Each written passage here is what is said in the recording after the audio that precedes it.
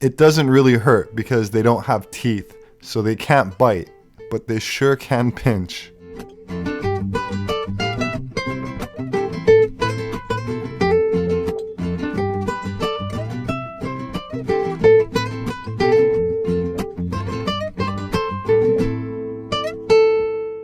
To tell you the truth, it actually kind of tickles.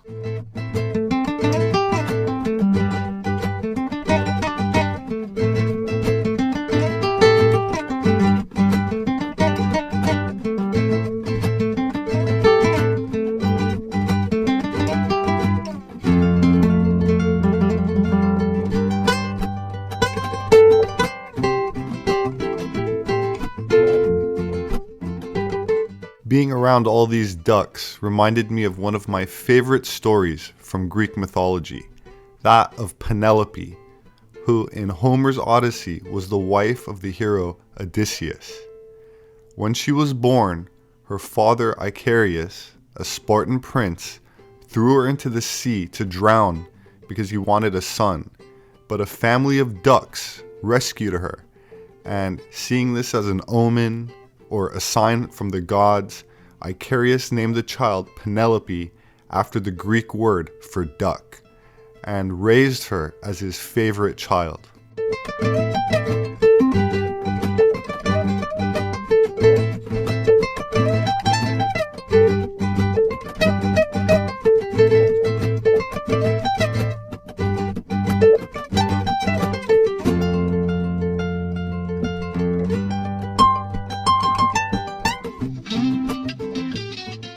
When Penelope reached womanhood, the hero Odysseus asked for her hand in marriage. Although reluctant to part with his daughter, Icarius agreed, and Penelope went with her new husband to his home on the island of Ithaca. Penelope and Odysseus were deeply in love, so it was with great sorrow that Odysseus later left her to fight in the Trojan War. The Trojan War lasted 10 years, and it took Odysseus another 10 years to get home to Ithaca. During that time, Penelope received the attention of many suitors. For a while, she put them off by saying that she would consider marriage only after she finished weaving a shroud for her father-in-law, who was grieving over Odysseus' absence. Each day, Penelope would sit weaving the cloth, but at night she would secretly unravel her work. After 3 years, a servant revealed Penelope's secret, and she had to finish the shroud. When her suitors became insistent again, Penelope announced that she would marry the man who could string a bow that Odysseus had left behind and shoot an arrow through the loops on a row of 12 axe heads. Unknown to Penelope, Odysseus had arrived home disguised as a beggar. He wanted to review the situation in his kingdom before revealing his return. The disguised Odysseus won the archery contest and then killed all the suitors. At first, Penelope would not believe that Odysseus was her husband, for the gods had hidden his identity from her. However, Odysseus revealed his true identity by telling Penelope a secret about their marriage that only she knew, that one leg of their bed was made from a still living olive tree, and the loving couple were finally reunited. Of course, few academics took any of the stories regarding the Trojan War seriously, until Heinrich Schliemann actually discovered the fabled site of the lost city of Troy mentioned in the works of Homer. For much of Western history, claiming foreign ancestry was the key to political legitimacy. From the Roman Empire to the Renaissance, noble families across Europe insisted that they were not related to the populations they ruled. They traced their ancestry back to the illustrious foreign powers, including figures of myth and legend. Among the most popular were the protagonists of the Trojan War. Europeans were familiar with the exploits of the Greek heroes, such as Ajax and Achilles, as recorded in the Iliad. Roman emperors, Germanic warlords, and crusading nobles, however, identified themselves not with the Greek victors of the war, but with the defeated Trojans. While European nationalists today see migrants of the Middle Eastern wars as an existential threat to their homelands. European, Roman, and medieval elites boasted of their Trojan ancestors, refugees fleeing from the ruins of their Asian home. The most famous of these refugees was Aeneas, a legendary prince of Troy. Barely mentioned in the Iliad, he became a key figure of Roman myth in the 1st century BC. Romans imagined that the Trojan prince had escaped his city as it was sacked by the Greeks. Aeneas resettled in Italy, conquered the local people, and became the forefather of Romulus, the founder of Rome. The Roman Republic was by then master of the Mediterranean world, and the story of Aeneas offered justification for its conquest. By conquering the Italian peninsula, it could be argued Rome had finished Aeneas' mission. By humbling the Greek city-states and Hellenistic kingdoms of the eastern Mediterranean and the Phoenicians, Rome had avenged Troy's fall. The Romans were an intensely patriotic people, but rather than imagine themselves as sons of the Italian soil, they preferred to think that they were of Aryan ancestry destined to reconquer and reign across the world. The legend of Aeneas was such a powerful ideological tool that Julius Caesar and his adopted son Augustus claimed that their genealogy proved direct descent from Aeneas. The poet Virgil immortalized their claims in the Aeneid, an epic poem about Aeneas' journey from Troy to Rome, and Caesar and Augustus transformed the Roman Republic into an empire ruled by a single dynasty, smoothing the transition by conflating Rome's Trojan heritage with their own family tree. This was effective for a while, until the 3rd, 4th, and 5th centuries, when groups of Germanic Aryans wrestled much of Western Europe from the Roman control. Besides seizing territory, Germanic elites also used the symbols of Roman authority, including claims of Trojan origins and symbols used in ancient Troy, such as the swastika, which the Aryan tribes also historically revered. For most ancient Greeks, the Trojan War was much more than just a myth. It was a defining moment in their distant past. According to Herodotus, the writer from the 5th century BC, considered the father of history, it was generally assumed to have been a real event. And while it is true that Herodotus sometimes exaggerates for effect, his accounts have consistently been found to be more or less reliable. The name Troy refers both to a place in legend and a real-life archaeological site. In legend, Troy is a city that was besieged for 10 years and eventually conquered by a Greek army led by King Agamemnon. The reason for the wars was, according to Homer's Iliad, the abduction of Helen, a queen from Sparta, by Paris, the son of Troy's king Priam. In some non-literal but deeper, hidden, or occult interpretations of the myth, Helen of Troy is linked to Lilith as the personification of death, but not in the physical context. In the mystery schools, death has a different spiritual meaning, as set forth in the Zohar, for example, concerning certain interpretations of the consequences brought about by the apple in the Garden of Eden story. Throughout the Iliad, the gods constantly intervene in support of characters on both sides of the conflict. Troy also refers to a real ancient city located on the northwest coast of Turkey, which, since antiquity, has been identified by many as being the Troy discussed in legend. Whether the Trojan War actually took place, and whether the site in northwest Turkey is the same Troy, is still a matter of debate. According to legend, the Trojan War took place near the end of the Bronze Age, probably before 1200 BC, possibly around the time that the Mycenaean civilization flourished in Greece. According to Heinrich Schliemann, who conducted a series of excavations in modern-day Turkey in the 1870s, the city of Troy goes back at least 2,700 years, backed by treasures he discovered and claimed to be from King Priam.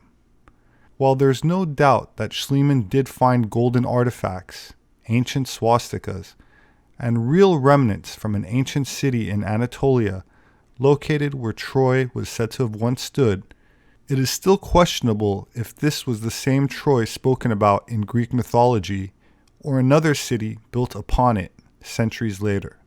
The earliest account for this war comes from Homer, who lived around the 8th century BC, several centuries after the event took place, and doesn't appear to have been written down until even later, likely during the 6th century BC. Homer's Iliad is an ancient Greek epic poem set in the 10th year of the siege against Troy. A number of key events happen in the poem, including a duel between the king of Sparta and husband of Helen against Paris, with the winner supposed to receive Helen as a prize, ending the war.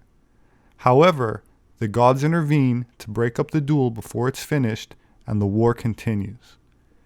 Contrary to popular belief, the Iliad does not end with the destruction of Troy, but with a temporary truce, after which the fighting presumably continues. Another work attributed to Homer is the Odyssey, set after the destruction of the city, referencing how the Greeks took Troy using the famous Trojan horse, a wooden structure concealing warriors within it. The city, immortalized by Homer's poems and allegedly discovered by Heinrich Schliemann, seems to be located on an archaeological site that shows that it was inhabited going back at least 5,000 years, not to mention other nearby sites such as Göbekli Tepe that date back twice as far. After one city was destroyed, a new city would be built on top of it, creating a human-made mound called a tell. According to researchers from the University of Amsterdam, there is not one single Troy. There are at least 10, lying in layers on top of each other. So while Schliemann's 17-year-old Greek wife, Sophia, looked very impressive, adorned in all that ancient gold and treasures he discovered, there still remains doubt if he dug down deep enough to reach the actual Troy spoken about in myth, and not another city built upon it at a later date. The same could be said about the famous funeral mask of Agamemnon that he discovered in 1876, with no real indication it actually belonged to the Mycenaean king Agamemnon, leader of the Greeks in Homer's Iliad, despite the fact that it was made of gold and was found at the site of Mycenae. That said, let's take a closer look at the mythology from another perspective. If you study the Iliad closely, you'll discover that the shields of the leaders of the Greek armies at the siege of Troy were painted with lions or serpents, while the Trojan defenders also had lions or eagles on their shields. The Iliad also describes a huge eagle as appearing over the contending armies at the siege of Troy. What do these symbols mean? According to Josephus in his Antiquities of the Jews, the Spartan king Arios sent an embassy to the Jewish high priest acknowledging that the Jews and Spartans were racially akin, both having descended from Abraham. It's also interesting to note that the seal on the letter from Sparta showed an eagle holding a serpent, a symbol we see in other places, which I will get to in a future video. As for the Trojan Lion, this is also a biblically referenced symbol we find in Genesis. So were some of the ancient Greeks and Trojans related to each other? I recently made a video about lion symbology, which I will leave a link to in the description. In the Greek legends, we find that Dardanus, son of Zeus and Electra, was the founder of Dardanus in Troad, named after himself. Troad was a region in Anatolia, and according to the Encyclopedia Britannica, Dardanus became the founder of the royal house of Troy, his original home being Arcadia, which was located in the Peloponnese. Peloponnese is the region of Greece where the Spartans were from. So where did Dardanus come from? I'll get to that shortly. According to the 9th century British historian and Welsh monk Nennius, who authored The History of the Britons, about the ancient history of the indigenous British folk, a group of people under the leadership of Brutus, from whom Britain took its name, invaded England some 1100 years before the time of Jesus, or over 3,000 years ago, and set up a dynasty of British kings. The legends and histories of the ancient world trace Brutus and his people back to Italy, and through his ancestors back to ancient Troy. Keep in mind, this was a time of major upheaval and earth changes in the area which affected the entire Mediterranean. Many scholars attribute this time as coinciding with what is recorded in the Bible as the time of Exodus. Hecataeus of Abdera, a 4th century BC Greek historian, states that, quote, "Now the Egyptians say that also after these events, a great number of colonies were spread from Egypt all over the inhabited world. They say also that those who set forth with Danis, likewise from Egypt, settled what is practically the oldest city of Greece, Argos." End quote. Some scholars link Dardanus with Darda of the Bible, the son of Zara and grandson of Judah. The Athenians believed that they themselves were colonists from Sais in Egypt, according to Diodorus of Sicily, the ancient Greek historian and author of Bibliotheca Historica from around 60 BC. That said, according to the Egyptians via Plato, the ancient Egyptian priests of Sais said that both Sais in Egypt and Athens of Greece were founded by the same patron goddess Athena, or Neith, to the Egyptians. So it becomes interesting once we make the connection between Egypt, Greece, Italy, ancient Anatolia, or Troy, and Northern Europe, or Britain. In my last video, we talked about the Etruscans, the civilization that predated the Roman Empire in Italy, who did not call themselves Etruscan, which comes from Etruria, or Tuscana, the Roman name of their homeland. Etruscans called themselves Rasenna, or Rasna, or later Rutuli, all of which come to mean red, or the red ones.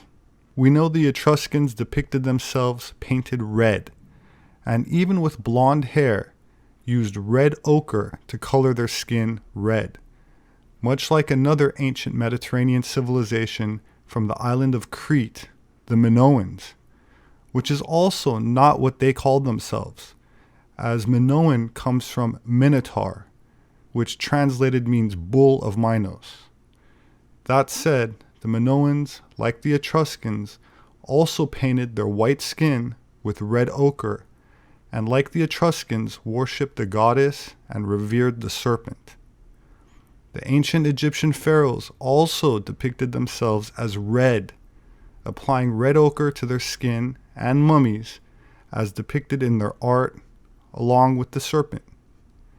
Which brings us to the Phoenicians, a maritime civilization of the ancient Mediterranean, who are considered Canaanites and were called Phoenicians by the Greek, from the Greek word phynos, meaning red.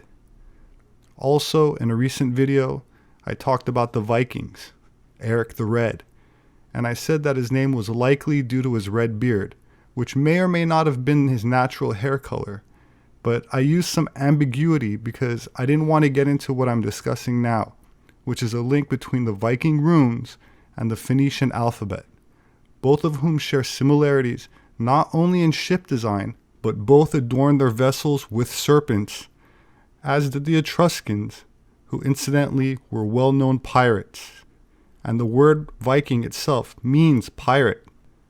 I also previously covered the red-skinned Indians of the New World, who painted their white skin red and also used swastikas and serpent symbolism. So it seems that there was an ancient seafaring civilization from the Americas to the Mediterranean to Northern Europe and other places, but I'm running out of time, who revered the goddess in their religion, which today is called pagan, as well as snakes, or serpent symbology, which today is vilified as evil, and are associated with the color red, which is also the color attributed to the tribe of Dan, whose unique symbol is, you guessed it, the snake. Of course, this story is much older than the Bible, as Plato said while alluding to the colors of Atlantis, and I quote from Critias, "The stone which was used in the work they quarried from underneath the center island, and from underneath the zones, on the outer as well as the inner side. One kind was white, another black, and a third red."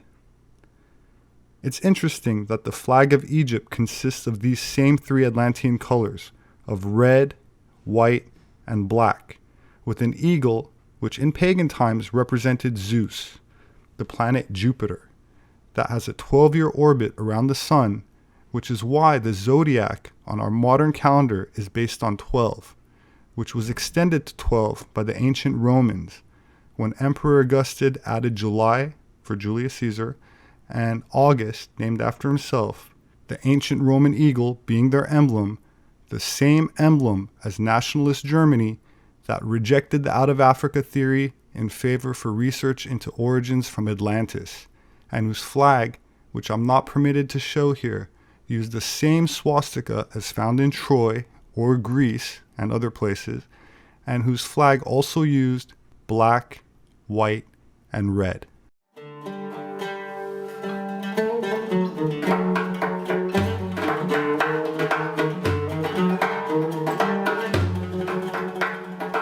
The Phrygians were an ancient Indo-European or Aryan people who during classical antiquity lived in western Anatolia, or the Balkans, and more specifically today's Poland, Czech Republic, Slovakia, Eastern Germany, Albania, and Western Ukraine.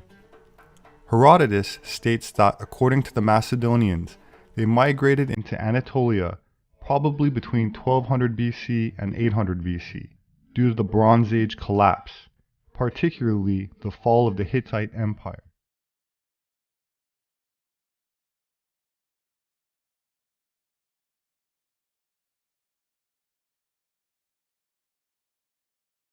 The state of Phrygia rose in the 8th century BC in modern Turkey, passed successively into the Persian Empire of Cyrus the Great, then the Empire of Alexander and his successors, and eventually became part of the Roman Empire.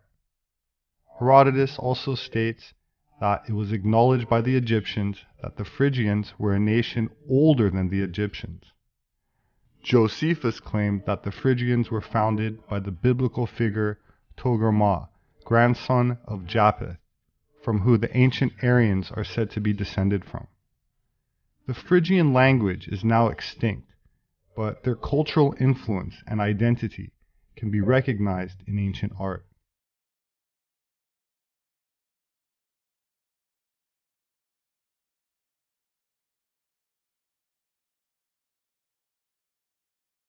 In classical Greek iconography, Paris, the son of King Priam of Troy, is represented as non-Greek by his Phrygian cap, and according to the Iliad, the Phrygians were Trojan allies during the Trojan War. It was worn also by Mithras, the Indo-Iranian or Aryan deity, which gave rise to a mystery cult in the Roman world whose cap has a soft conical shape. The Amazons, the tribe of women warriors of mythology, are also associated with the Phrygian cap, which incidentally is where the Amazigh, the Caucasian tribes of northern Africa around Mount Atlas, get their name. They're more commonly referred to as Berbers, but that's a derogatory term which comes from barbarians, who also were associated with the cap. The Scythians, another Aryan tribe, were also depicted wearing the Phrygian headgear, as well as the Thracians, most notably Bendis, the Thracian goddess of the moon and the hunt. It survived into modern imagery as the Liberty Cap of the American and French revolutionaries, which came to signify freedom and the pursuit of liberty. But the Phrygian caps did not originally function as liberty caps. The original cap of liberty was the Roman pallius, the felt cap of emancipated slaves of ancient Rome. I'll go into this in more detail in an upcoming video on Spartacus, a Thracian gladiator that escaped slavery and led an uprising against the Roman Republic. In the 4th century BC, the early Hellenistic period, the Phrygian cap was associated with Attis of Greek mythology, whose priests were eunuchs. This cult started with the deity Agdistis, who had both male and female attributes. As the story goes, the Olympian gods cut off the male organ and cast it away, but I'll leave this myth to a future video as well. Conical hats have also been attributed to witchcraft and forms of divination, with some very ancient ones made of gold thought to contain astronomical and calendrical symbols used in ancient rituals and prophecy. Early Christian art depicts the three wise men, the Magi, where we get the term magician, as wearing the Phrygian cap, who were experts in the art of astrology and magic. The cap also appears in depictions of the legendary King Midas, who had the magic Midas touch, turning anything he touched into gold. This brings us to an interesting discovery made recently of a large inscribed stone found by a Turkish farmer while dredging an irrigation canal that has led to the uncovering of an ancient city belonging to a king rumored to have defeated King Midas, the mythical Greek ruler. The stone was extracted using the farmer's tractor and transported to a Turkish museum for cleaning, photographing, and translation. Scholars from the Oriental Institute translated the hieroglyphic markings written in Luwian, one of the oldest branches of Indo-European languages native to the Turkish region, and read by alternating between right to left and left to right. Markings indicated that the messages came from a king named Hartapu towards the end of the 8th century BC, the same time as Midas's mythical rule, and boasted of defeating the golden-handed king of Phrygia. So it's possible that Midas is based on a real 8th century king. King Hartapu likely ruled the area surrounding the ancient city that would have covered an expanse of around 300 acres at its peak, making it one of the largest cities of the Bronze and Iron Age in Turkey. Today, a large earthen mound covers what archaeologists believe was a large empire 3,000 years ago. The lead archaeologist said, quote, "Inside this mound are going to be palaces, monuments, and houses. This is a marvelous, incredibly lucky find. Excavations are planned for this summer." In another recent video, I discussed the esoteric meaning of the double-headed eagle, and while I could have gone much deeper into its occult significance, I should have also emphasized that its earliest appearance is also in Anatolia, or modern Turkey, in what was part of the Hittite Empire, one of the earliest, if not the earliest, Aryan offshoot from the original Proto-Indo-Europeans.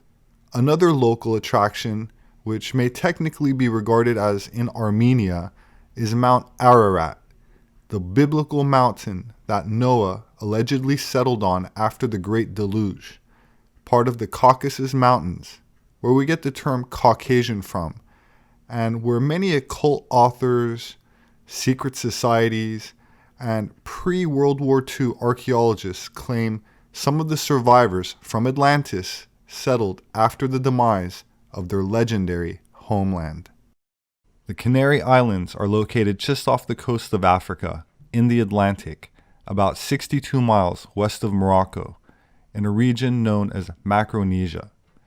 The largest of the 8 main islands is called Tenerife, with about a half a dozen other smaller islands that make up the archipelago. In ancient times, the island chain was often referred to as the Fortunate Islands, and historically have been considered a bridge in the Atlantic Ocean between the 4 continents: Africa, North America, South America, and Europe. The Canaries, as they're informally called, have a population of just over 2 million inhabitants, with almost half living on Tenerife, which sees about 5 million tourists a year, one of the most important tourist destinations in Spain, of which it's technically a part of since 1496, when the island was officially conquered.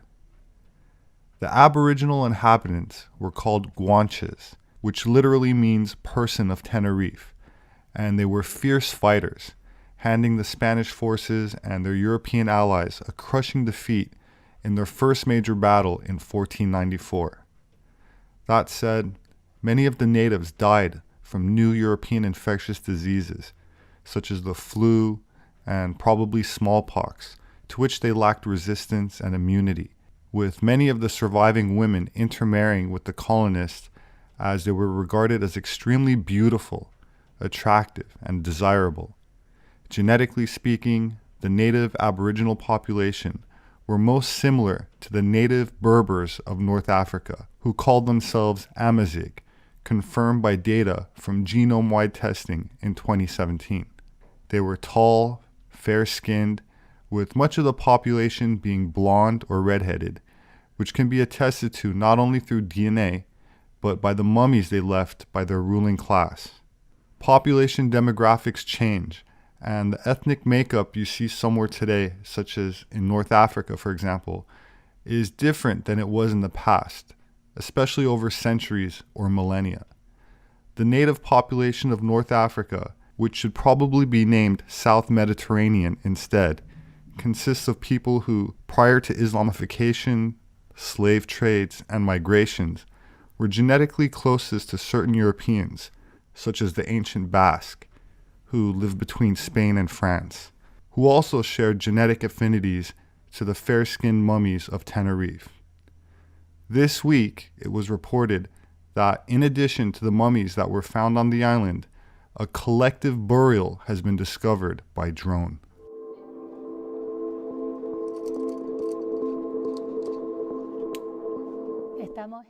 We are in a burial cave in a cemetery of the ancient Canary Islands. It is a collective burial. They regularly use these ancient caves to bury their dead.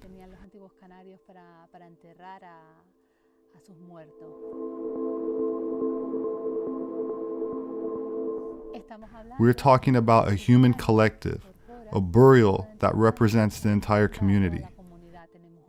We have men and we have women of different ages represented, including many children. In addition to the skeletal remains that we are finding, we also find the remains of the wraps with which they are buried with. In this location, we have deposits, a minimum number of 65 individuals. The site is unique, special, as it teaches us about the past, reminds us about our identity and who we are.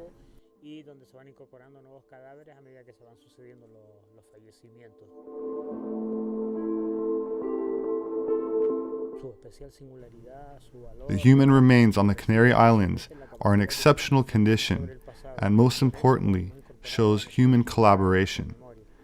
It is imperative that we continue to invite people who want to participate and provide archaeological assistance, paying special attention to conservation. And so it is important for people to participate, collaborate, and feel that it is all about our responsibility to conserve our heritage, to protect it, in addition to learning from it.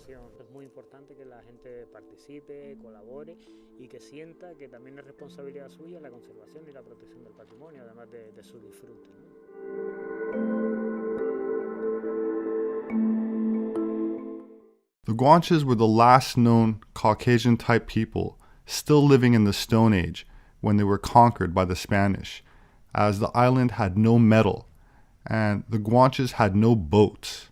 In fact, they seemed to have a distinct fear of the water, and lived on Tenerife only, not even traveling to other islands in the archipelago. That said, DNA sequencing of Cro-Magnon types conclude that they were genetically identical to certain modern European demographics. Would you like to guess which ones? The museum on Tenerife boasts the largest collection of Cro-Magnon skulls anywhere in the world, and the Guanches, the original natives of the Canary Islands, were direct descendants of Cro-Magnon, which in my book, Species with Amnesia, I explain is the origin of Rh-negative blood type, which incidentally is not a mutation. I'll include a link in the description to a video I did on this subject, which covers it in a bit more detail.